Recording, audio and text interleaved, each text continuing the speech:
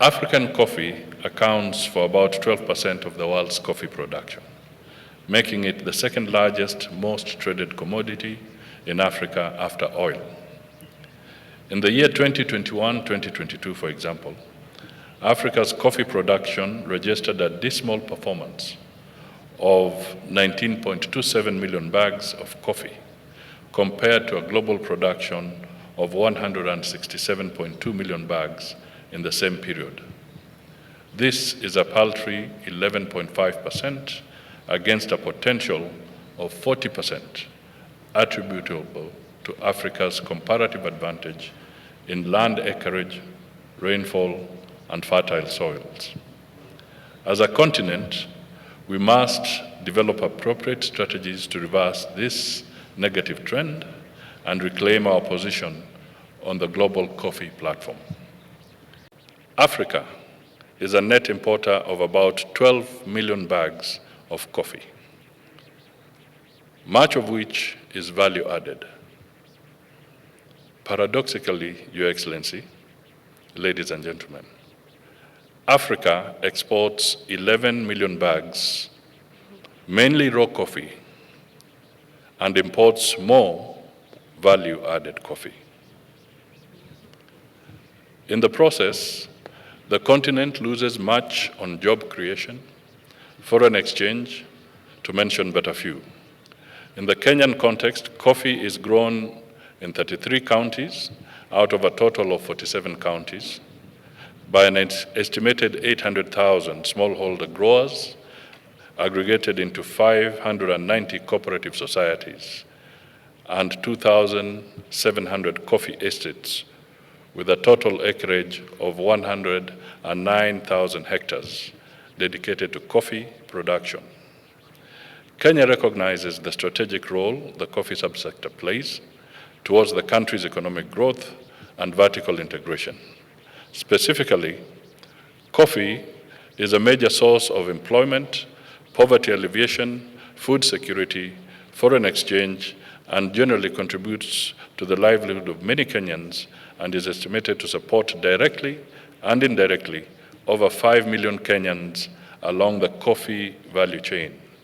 Coffee is a major source of employment, poverty alleviation, food security, foreign exchange, and generally contributes to the livelihood of many Kenyans and is estimated to support directly and indirectly over 5 million Kenyans along the coffee value chain. Kenya pledges for sustainable development to prioritize agriculture as one of the top 6 pillars in the Kenya Kwanza Manifesto, where all cash crop production is nationalized with compensation of farmers.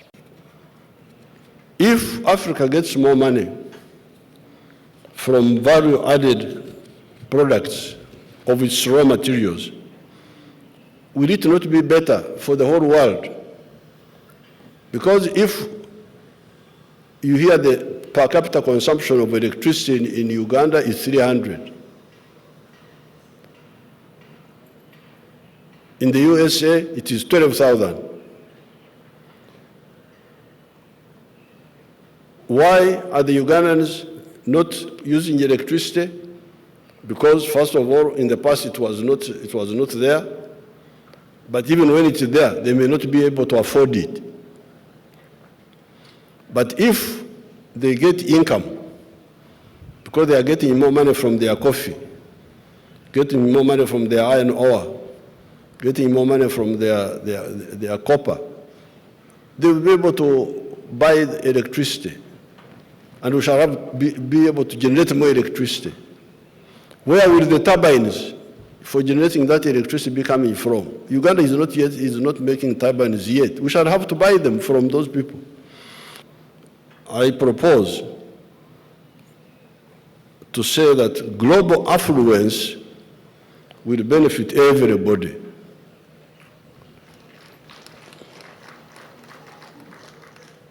Down with imperialism, down with the parasitism, long live the win-win strategy.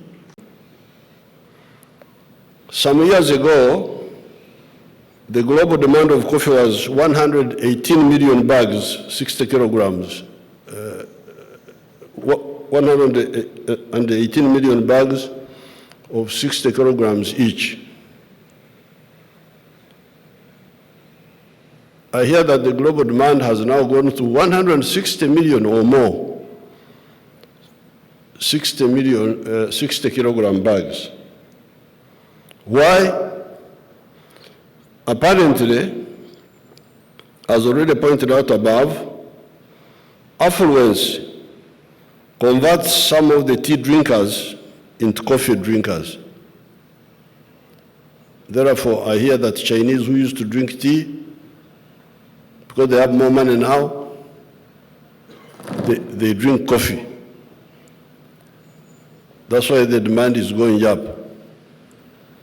And that's why I have been encouraging Ugandans to grow coffee. Otherwise, if it had no global demand, I wouldn't encourage them. I would discourage them. Let us renew our commitment to the transformation of African coffee. First, let us embrace value addition as our guiding principle. And I therefore call upon governments and the private sector to direct more energy and resources to acquire modern coffee processing facilities, roasteries, and quality packaging.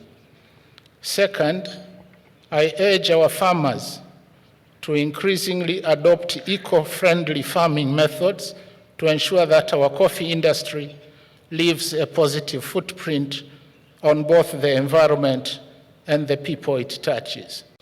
While working to improve the coffee production through innovation and technology, it's also important to work for fair trading systems at international market.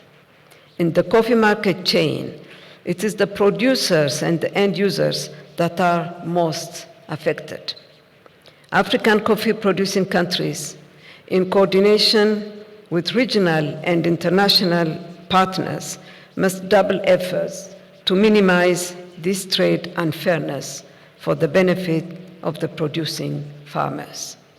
It's my firm conviction that in this summit, we will be able to thoroughly deliberate on the challenges and explore ways and forward important workable recommendations that would help overcome the hard facts our coffee farmers are confronted.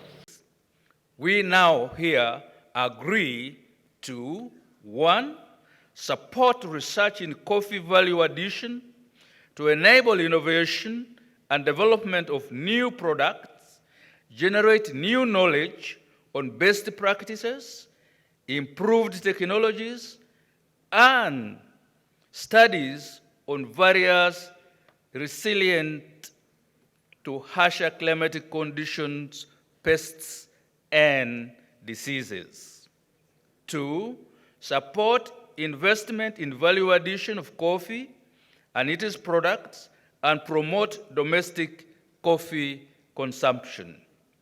3, agree to vocational training in coffee for the youth and women for job creation. And 4, agree to enhance access to finance for coffee value addition projects through the AU/Africa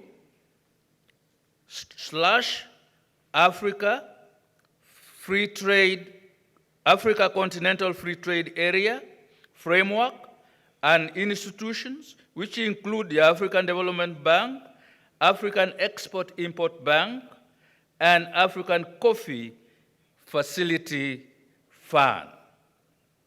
We now therefore request that 1, the African Union, Assembly of Heads of State and Government, endorse the inclusion of coffee as a strategic commodity in the EU Agenda 2063 at the next AU Assembly.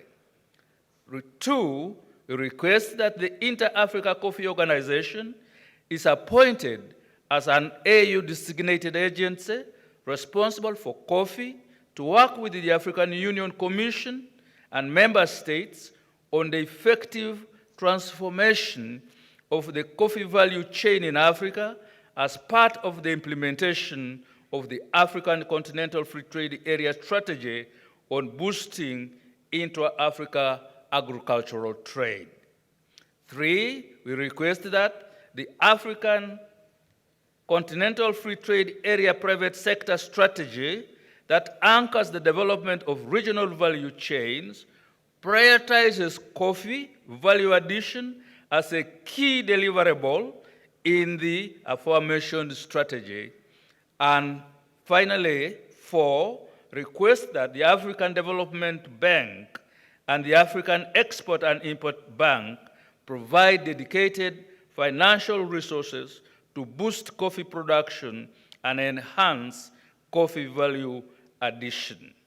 We finally undertake to organize the 3rd edition of the G25 Africa Coffee Summit in Tanzania in 2024.